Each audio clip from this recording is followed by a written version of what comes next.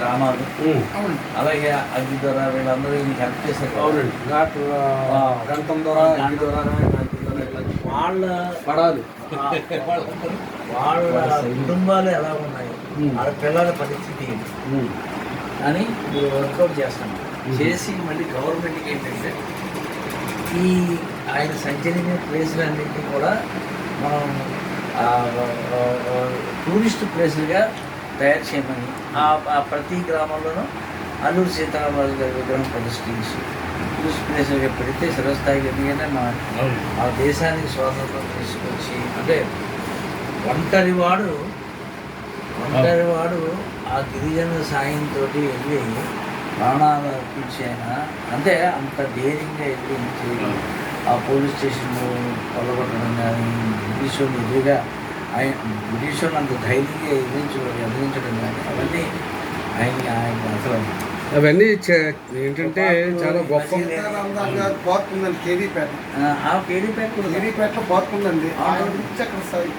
అవునండి, కేడీపేట అక్కడ ఏంటంటే ఆయన సమాధి అన్నీ ఉన్నాయి. అయితే ఏంటంటే యాక్చువల్గా ఆయన మా మా మామయ్య ఇప్పుడు సుబ్బరాజుని విలన్ చేస్తాడంటే నాన్నగారు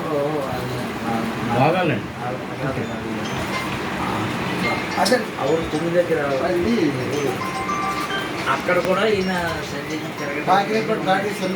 నర్సీపట్నం ఏరియా అండి, నర్సీపట్నం అంతవరకు వెళ్ళకండి. ఇది లోపల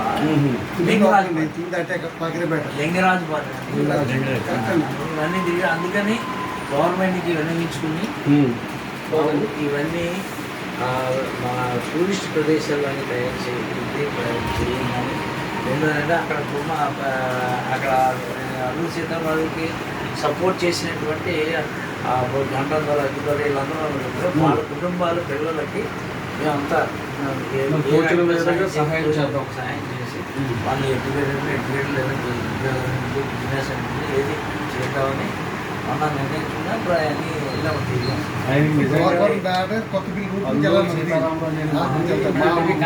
కాకినాడ నుంచి పెద్దాపురం నుంచి అలా వెళ్ళారండి. అది ఏ రాష్ట్రం నుంచి వెళ్ళాము.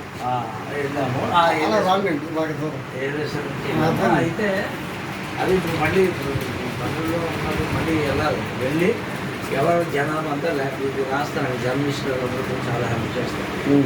ఏ గ్రామంలో ఇంకో గ్రామం ఉందంట, అదైతే 6 నెలలు 6 months వాటర్ ఉండిపోతుందంట. అది బయటికి వెళ్ళాలనుకున్నారు, అసలు పనులు చేసుకుని బయటికి వెళ్ళాలనుకున్నారు. సైడ్ ఏమో మరి అది అదొకటి